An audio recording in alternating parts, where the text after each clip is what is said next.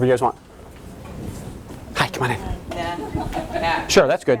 That's good. Yeah. Felt like I needed to get on my SPF 50 before. We're good. Thank you all very much for having me. I'm super excited to be here. I'm very passionate about my social skills, and I think you're going to see that today. I'm a regular speaker in the community, and I go to schools and talk to teachers and administrators. I go to agencies like Department of Rehabilitative Services, and I go to police. I've spoken to the police before. But I have to say, I think that this is the 5th or 6th year in a row that I've been here, and it's probably my favorite place to talk. I love talking to parents. I don't say this at every talk, by the way. I really mean it. And if I do, I really mean it this time. But it's my favorite conference. I think the people here are great. I just spent the whole afternoon schmoozing with a whole bunch of parents, great people that are very caring and concerned about the well-being of their kids. And to me, it's a great organization. I think, would they say next year is 50 years or something? 20 years? Sorry, whatever. 20, 50? What's the difference? 30. We're going to go back and forth all day. This could be fisticuffs outside, you and me. Who knows? Oh, that's right. And I'm the social skills specialist and the conflict resolution guy, so maybe in the next hour and 15 minutes we can work it out with words.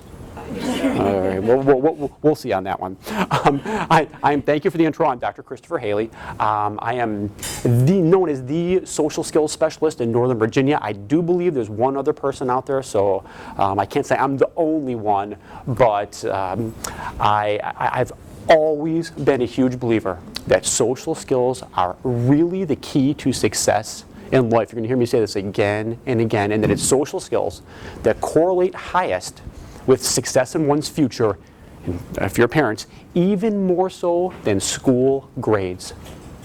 Even more so than, meaning this. So were you voted most popular? Was I voted most popular? Yeah, I think I am now with the kids, because I say this with parents with the kids right there. I'm like, oh, Dr. Haley, I don't have to study? Here's my belief.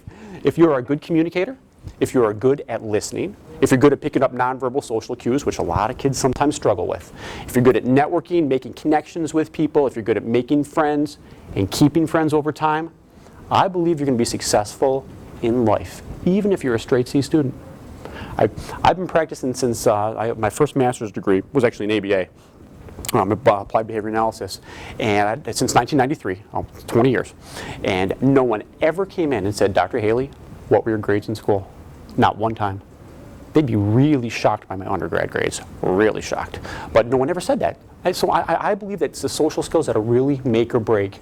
We all know straight A students or people that we grew up with that nowadays struggle in life because they lack those skills. The exact opposite, my best friend, I grew up in Buffalo, the suburbs of Buffalo. My best friend up there, not the greatest student. C student maybe, but he's wonderful with people, great communicators, actually owns a big printing company, and he does wonderful in life because of that. So I use words like essential life skills. That's to me is what social skills are all about. I am the owner of Psychological and Life Skills Associates. We have 2 locations. One is in Fredericksburg. Does anyone know Fredericksburg? Princess Anne Street, right across from, Carl's Ice Cream. Everybody knows Carl's Ice Cream, apparently. Right across the street from Carl's Ice Cream is our Fredericksburg location.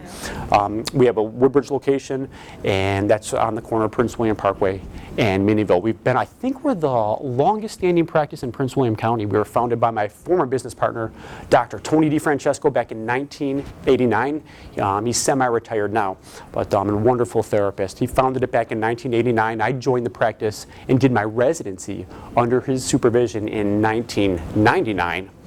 And since 1999, I've been teaching my social skills. I started with one group back in 1999. Now I do 12 different groups every week.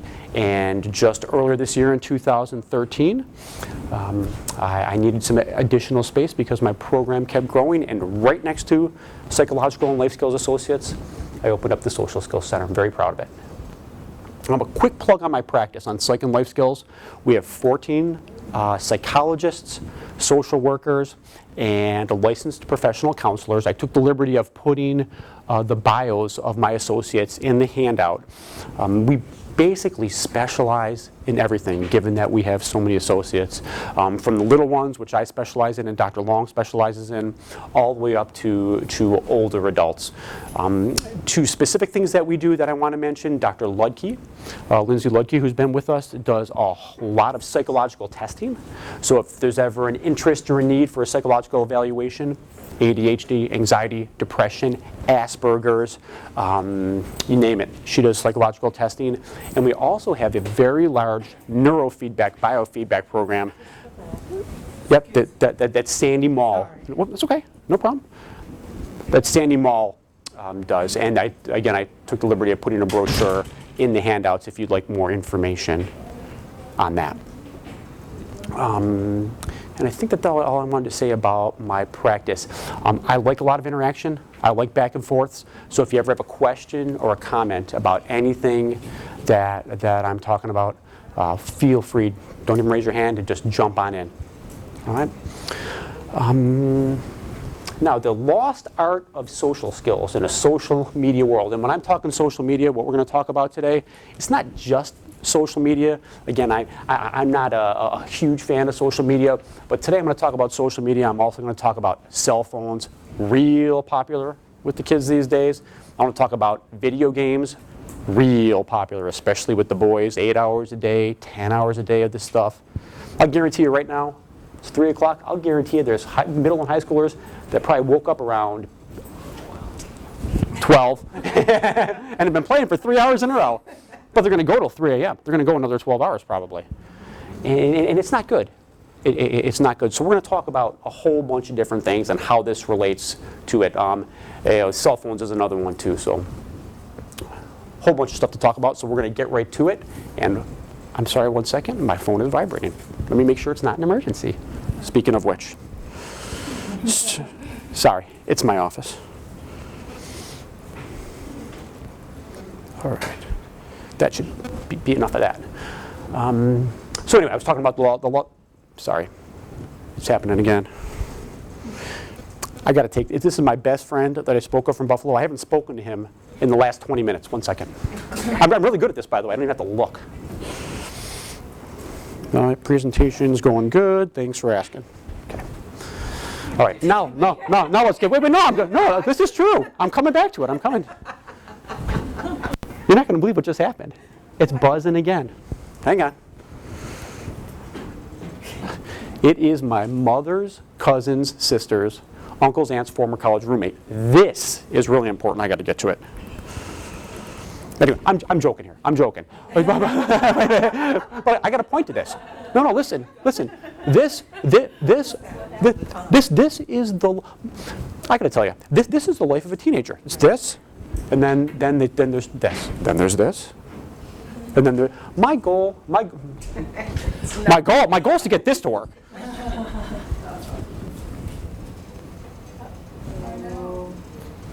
There we go. I think it's going to keep doing that repeatedly. Am I on candid camera? Is this? Okay. My goal today, really, I have two goals. My secondary goal today is to share information with you. I think I have a wealth of information. I really think you're going to enjoy that. My primary goal with you guys today is to develop a relationship with you. How can I develop a relationship with you guys if this is what goes on? This, then this, then this. It's impossible. Life's about connections with people. So if this is where society is going, I'm really concerned about it. I can, just as I have all these asides, I can probably count about 50 times when I've been in session with a teenager and they pulled out their phone. Guys, we're talking. Just pull it out like nothing. Like, oh, I got to get that. I don't think so. No, I don't think you're going to get that. How many times have you been in a dentist's office or a general practitioner and says no cell phones? You see people pulling them out all the time. The best story I have about this, and it just boggles my mind. I'm working with a mom and a teen with a highly conflicted relationship, severe conflict. They're facing each other and they're trying to work this stuff out, and it's going somewhere for once. It's nice. as they're talking, mom gets a call, picks up, starts taking the call and says, oh, you two keep talking. Me and the kid. I'm like, what? Are you kidding me? It's the direction society's going in, and there's a, my whole message today, I'll just tell you in a nutshell. There's a sports analyst, an NFL guy. His name is Chris Berman. When he talks about football, he talks about like some great players, Peyton Manning, Tom Brady, and he says about these guys, you can't stop them. You can only hope to contain them. And what he means is, instead of Peyton Manning getting his 5 touchdowns for the other team, let's see if we can just hold him to 2. Let's try and contain him. And that's what this is all about. You're not going to stop it. Let's do the best we can to try to contain it so it doesn't have a negative influence on the children and adolescents of our community, on your kids, on my kids. Anyway, let's get going. This is great. What is social media? I had no idea before I did this what the definition of social media is. Get a load of this. Forms of electronic communication as websites for social networking and blogging, through which users create online communities to share information, ideas, personal messages, and other content as videos. Isn't this nice? It's so benign. You know, we're sharing information, sharing ideas. We can have personal messages. Like the clouds are clearing in the sun. Oh, how nice this is. Now, the reality is it's not so nice. It sounds nice, but it isn't. I made a commitment. Didn't follow through with it. But I made a commitment that when I was putting this presentation together, that I was going to learn, just immerse myself in social media. I was going to know everything in the world about this stuff. Didn't do it. Can't do it. I can't do it. You guys have probably heard of some. Facebook I'm on. I get on there about once every 3 months. I was forced to get on there. I was forced to get on there because I wanted my social skills center on Facebook. Hey, it's 2013. I got to get on there. You can't put a business on Facebook apparently unless you have a personal Facebook. So I'm on there. I don't really use it. Is anyone on Facebook? Probably a lot of people are, right? Yeah. Anyone on LinkedIn? Like professionals connecting? YouTube is pretty popular. Not so bad. You get to put some nice warm fuzzy stuff on there. Twitter? Anyone? Who tweets? I'm just trying to think about my day. What would I have tweeted? I got up at 5, had breakfast, came to Hilton High School, met some nice people. No, I got 3 p.m. I had a nice talk. I got a message on my Starbucks. Sorry to interrupt. That's okay. You can tweet a coffee. What? I'm not a tweeter, so I don't. You can tweet a what? You can tweet a you can put $5. I don't know, but You're you put it sending an on electronic gift card through Twitter, basically. through Twitter. Did you get that? Yeah. Okay. Okay. So I came yesterday. I had no idea. I find utility in that, though. That's actually okay. It's a way. You don't have to talk to anybody. You know, you thank the gardener, you thank whomever. That's what it is. It says you can thank. Send a teacher, Okay. send somebody, but that way there's no social interaction. So my parents are retired in Florida. If I want to send them a cup of Starbucks coffee, I can do that. You may indeed. All right. All They right. still have to go pick it up, but you're paying for it. Yeah, interesting. Mm-hmm. Interesting. I think Okay. it's tweet a cup. Tweet a cup. That doesn't sound that bad. You know, what I ate for breakfast? I ate some prunes. This one's popular. Instagram. Instagram, anybody? This is one where it's big with the kids. They post all these pictures. You take a picture on your phone. Instagram. WordPress I tried to use. I couldn't. It's on my website. I was on my website. It has to do with blogging. And the guy who did my website said, hey, you have to do this WordPress to blog. I blogged one time. I'm like, I couldn't do it. It's because I was 88 to 92. I just missed the computer stuff. And I never took the time to learn. Tumblr is very popular. Again, this is a blogging thing with kids. Does anyone know Vine? You want to tell them about Vine? 15-second videos that loop. So you're seeing and hearing the same 15 seconds over and over again. Yeah. It's inane, but people are doing artsy things with it. So. Oh. Is it good? Is it? It depends on who you are and what your use for it is, right? Yeah. Okay. Absolutely. Okay. If you have kids, you know Minecraft. It's a Very, game, I don't. it is a game, but there's apparently a social piece to it. Apparently there's some social, and then the one for the adults, this World of Warcraft. Anyone familiar with this? It is a game, I don't know, I've never seen it, but it's a game that often adults play. I'm sure teenagers play it too.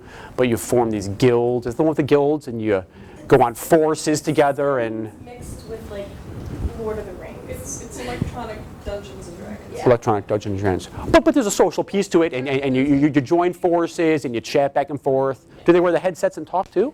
Yes. Do they? Okay. Huh? Yeah.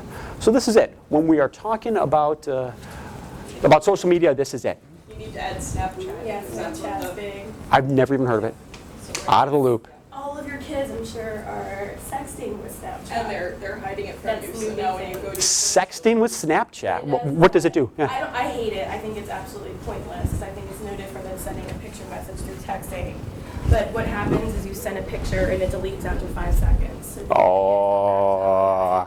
You know what? I did hear about that. I so did. Stockbrokers are sharing information that way, and that's how Yeah. they're being the stock market right now. Or We're not giving great. away information, but teenagers use it for sex. Unbelievable. Mhm. Wow. Shady. I- Yeah. It lives out there somewhere, but unless you're Right. super tech savvy, the typical mom, dad, teacher's not going to see it. Yeah. Yeah. Somebody Snapchat gets it somewhere. deletes after 5 seconds, and let's say you screenshot it, it will let the other person know that you screenshotted it, so they know that you saved the picture, but otherwise it's automatically deleted. And so if I see that, like, oh, you get a picture, and like, as a parent, I come over and grab it, I'm not gonna be able to see what you just saw. So shady. Until you go for the job interview and they pull it up. Yeah, you go exactly. Exactly. The other person sees it, but it deletes on their end after 5 seconds. It deletes on their It's perfect for sexting. It is. That's Yeah. what it's used for. Yeah. It's so unhealthy. The way they can save it. If you screenshot it, you have to be really, really fast to do that. Because I mean, it's literally like 5 Oh, seconds. you take the picture of the screen, yeah, I got It's it. the only way that you can save it. I've only ever done that by mistake. so. Usually my favorite part of a presentation is talking about what do you do about it, what the interventions are. Not for this one. Not for this one. Some of the figures that we're going to talk about to me, jaw dropping. Jaw dropping. Let's get to that right now. Here's some facts on Facebook. The numbers, every single figure I'm going to show you today, the number's more. Does anyone know what the current number of Facebook users is? You're not going to believe it. 1 billion. 1 out of every 7 people on the planet. 1 in 7. 1 billion on Facebook. Now you get to the problems. The average user, and I know the number's more than this now, 130 friends. Is it what? I think it's closer to 1,000. I think they just said that on, Of friends? yes. 1,000? Who has 1,000? Who has 130 friends? They're not your friends. I don't know 130 people by name, I don't think. Right, 100. they're just the people who connect or whatever, so it was on the news the other night. Well, the definition, apparently the definition of friend is I send a request and if you click on it, you're my friend, right? Isn't that the definition? I don't know. I think I have 15. 50? Yes, and people you know, right? My family. Your family, exactly. People you know, people that you've met face to face. It's very unhealthy. It leads to some stuff we'll talk about later. Scary, 25% do not have privacy controls, meaning that anybody and their grandmother can type in your name and see what you're up to with whatever you put on there. I think over 50% of employers go to Facebook now to see what you're up to. Over 50%. What's your political What do you do? What are you up to? Yes. Yes. Yep. What are they going to see? You're drunk, all passed out because you wanted to show that to your friends. Man. Sometimes friends will put your picture on there without you knowing. Yeah. Well, is it one of the 130 friends? If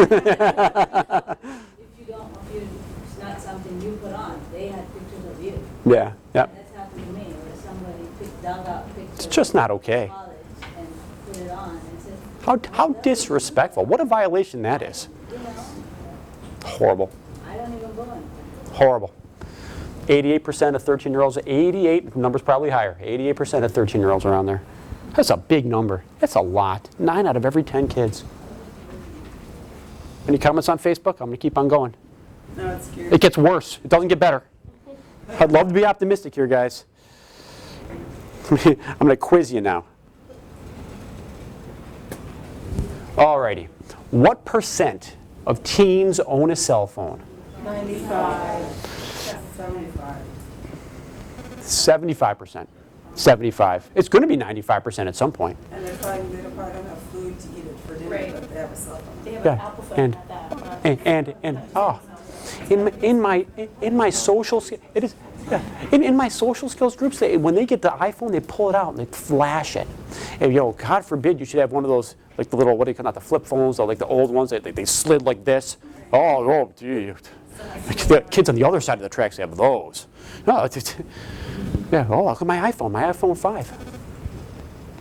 75%.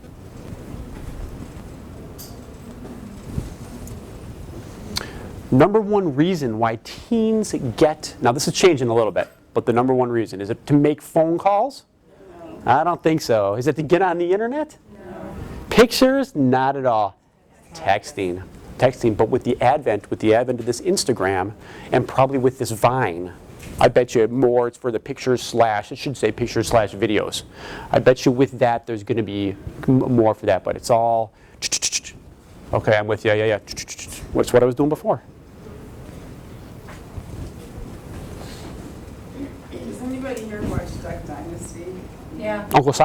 I've never seen it. But I saw a lot of Uncle Si Halloween costumes. But they took away Sadie's phone, his daughter's phone, because she had 3,000 texts a month. Hey, here you go. That's, Nice segue. that's extraordinary. Nice segue. Perfect. Oh, great. Thank Here we go. Text per A, B, C, or D. Average text per month. This is laughable. For a 13 to 17-year-old, I'm probably giving it away. Anyone? you. Sadie. D. Gets even better. This is the most jaw-dropping one for me. They did the study for 13 to 17-year-olds, and then they broke it down boys versus girls. All right, any guesses? Boys, 2,200. Girls, ready for this one? 4,400 plus. It was like 4,400 something. Is anyone good at math? How much is that? What is that per day? It's like 200 a day? What is it, 150 a day? 150 something. But I don't know what. Who's got time for that? I don't know. Do parents allow that? What goes on at dinner? They don't know that happens. It's when they're like at school or they're going to They're bed. not allowed to do that. Isn't it true though that, wait, this isn't it Prince William County now lets you have your cell phones and you can, some teachers will let you pull it out if you want and play with it and whatever. You see it in these Certain During the times. class time, Only like in during certain between, times. at lunch, Lunchtime. not in between classes.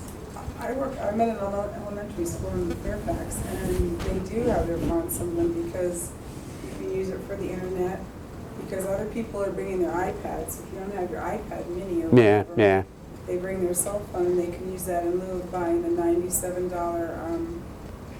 I never learned how to do it, that calculator or whatever you can do. You can do it all on your phone now. You don't have to buy that calculator. So they have them, and of course, they're Googling everything and under the moon, and somebody will say, can I use the phone? And I say no, and they say, oh, but I'll just use mine. And I just, no. But they have them, Yep. and there's all sorts of information, and then they say, no, I don't have a lock on mine, and I say, are you kidding, really? Because everything is on there that the next person who picks it up is going to have. Absolutely. I was actually impressed when I got here. Is anyone getting reception here? I had to go. I had to go outside. I had to go outside. So is that true of what goes on during? Because then I think it would be a good thing if there's no, because then they're not going to It's be. on your provider. Oh, okay. Depends on which location, because I was able to make a call down by the Were ya? auditorium.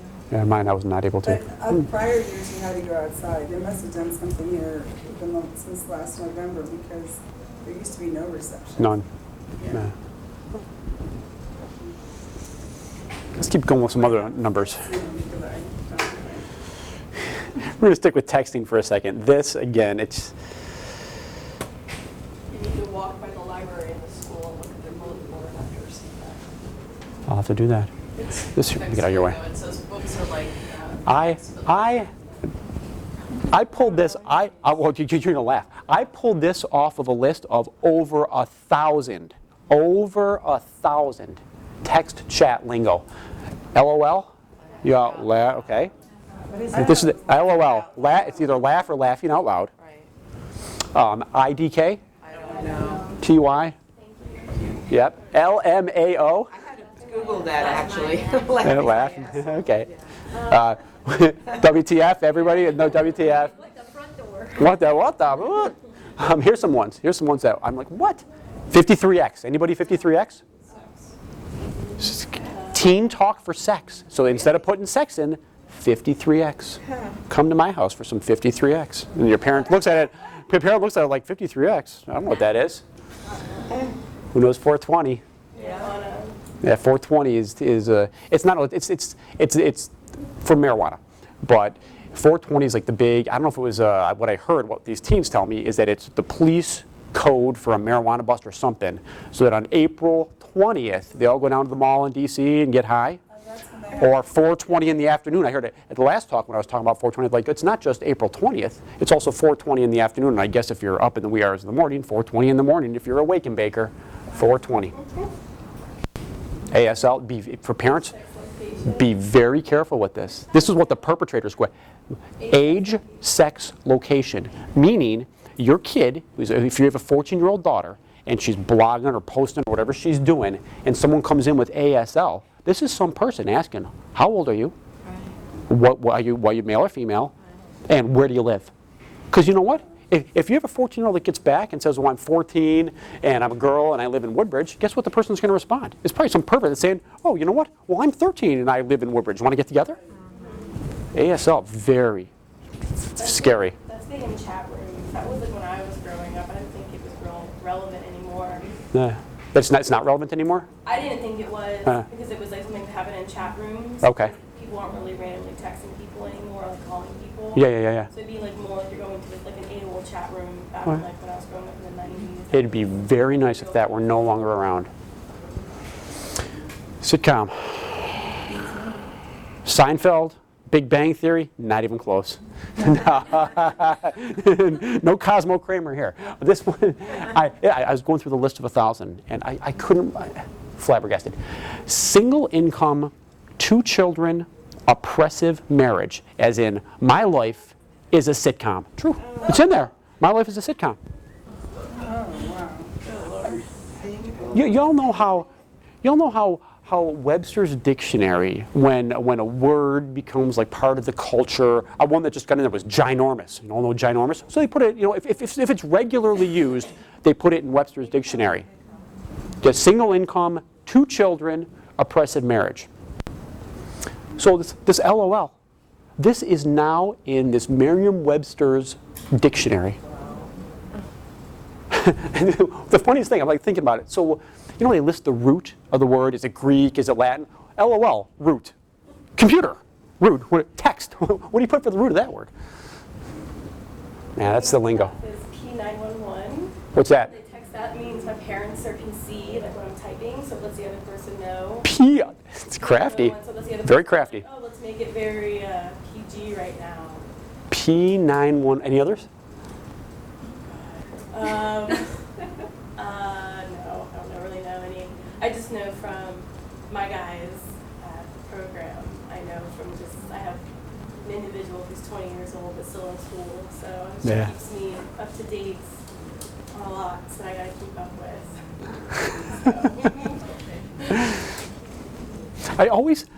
with. Another aside, I always vowed to keep up, as a child psychologist, to keep up with the younger generations, and I lost it when the pants were down and like the hat was turned a little bit crooked. I never made it back. I'm lucky, I have 2 girls, 10 and 7, so I haven't gotten there yet. I'm getting there though, I'm getting there. Whoop, I messed that one up.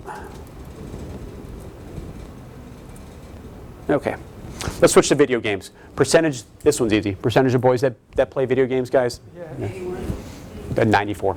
94. 19 out of every 20. And again, some of these kids, it's nonstop. It's all day, every day. Just had, and the younger kids, and they brag. I had an 8-year-old in there this week that was bragging about playing the new game. I don't know this Battlefield 4. A young 8-year-old, and I had a teen show me a scene from it. It's a war scene. There's amputations going on, and they show it. 8 years old, playing this. Very realistic. It's very realistic. Yeah, the graphics, Pac-Man's gone. Gone to the day, one joystick, one button. That's all I need. You know, these kids with all the controls like this, and there's all these buttons. I don't know how they do it. Check this out. Jaw-dropping. Average age of a video game addict. 20. Anyone else? And that's not 35. 35. Is that right? 35 years old is the average age of a video game addict. Scary. Wow. Don't these people work? What do they do? Get a job. Exactly. Get a job. These are the people who aren't looking for jobs anymore. Yes. Now, is that because at 35 they grew up with like it starting from NES and moving on to that thing? Absolutely. I unfortunately, well, fortunately, because they're in treatment, one of the 12 groups I do is an adult group, but they're on the spectrum, and some of them. So there's 4 in there. 2 of them work, but they are this type. They are this type of I want to spend all day, every day, playing video games. That's just their passion. They're so passionate. They're so into it. Definitely addicts. It's like living vicariously. And the parents allow it. And they allow it. And they're holed up in their room, you know, with the door shut. They bring their dinner up there. So that sort of stuff. You know, the mom and dad often do the laundry. And marriages, if they're married, they crumble because Oh yeah. I've known parents where the dad goes right down to the basement when he gets home from work to play the World of Warcraft or similar. 35 years old.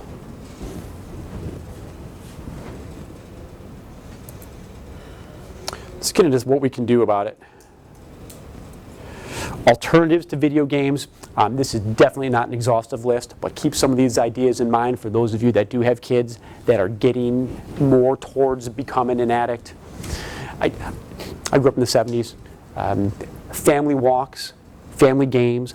Game night with the family is such a good idea. On a Sunday night to have a movie night or a game night. It's awesome. Yep, going off on a picnic. Old-fashioned board games, my favorite, because it's absolutely, dancing good too. My favorite game is chess, and let me tell you why. Chess is a great game to teach kids because it is a metaphor for life. Chess is all about planning. You all know executive functioning? For executive function is planning, organization, short-term memory. And with chess, you have to plan offensively, you have to plan defensively, you have to plan your moves in advance, you have to take your time and think instead of acting impulsively. If you act impulsively in chess, you're probably going to lose. Chess is a great game to teach kids. I did for many of the individual clients that I see in my practice at the Social Skills Center. We do a lot of chess. It's great for life. Joining a club and a sports team, I highly encourage all parents to do a forced choice with kids. All kids should be in at least one activity. I know, again, this is Northern Virginia where people are busy and kids are involved in 18 zillion things. That's going too far the other way. But all kids, you should do an A, B, C, and D. See, you have to pick one. There's no E, none of the above. You got to pick one thing. Art, dance, music lessons, adopting a pet is a great way, especially for autistic spectrum disorder kids, to help with empathy training and responsibility. You know, dogs are really helpful when it comes to things like that. Teaching responsibility is important. So a pet is 100% dependent on its owners, especially a dog. Not for everybody. Reading a book, joining a church youth group right by my office, across from Garfield High School. I think is it Christ Chapel that's across from Garfield? Yeah. That I hear very good things about the youth group there. I think all kids should volunteer at some point. try adventurous activities. Well, I was big into the skateboarding back in the day, and we did it as a social thing. We had one of those half pipes in my backyard, so all the kids in the community would come. It's great for social stuff. It was great. We had Atari 2600, so there was no addiction chance there. But to keep away from the electronics or the TV. TV was popular back in the day.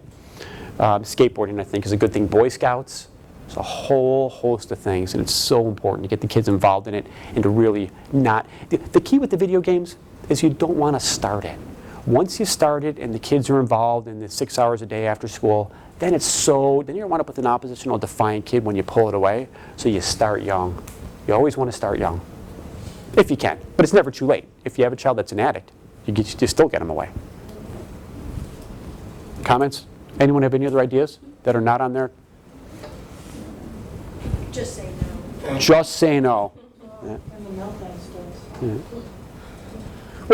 Yeah. Well, part of just saying no is you can't be an addict yourself when it comes to the video. How do you, if you're a parent who's already an addict, when so many of these parents are, average age 35, how do you tell your kids don't do it? It's like smoking. No, kid, you shouldn't be smoking.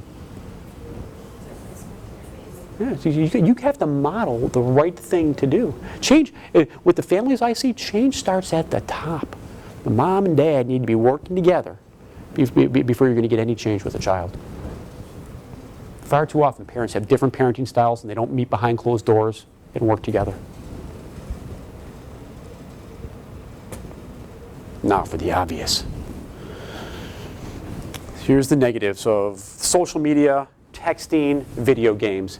It facilitates deception and disingenuousness. 130 friends or 1,000 friends. You can go online and pretend to be somebody that you're not. You can go on Facebook and post pictures with friends and make it seem like you're the socialite of the party, and really you're not. It teaches you to be fake and not real. You don't get that. With face-to-face communication, people are pretty savvy. People can pretty much tell what's going on, not when it's online. It facilitates passivity, and I have some good stories here. Relationships, again, so many teams that I see, they break up texting. How do you learn how to break up in a relationship if you do it via texting? What does that mean when you have your first job at Burger King and you don't want to work there anymore? You text the manager, I don't want to work here anymore. I quit.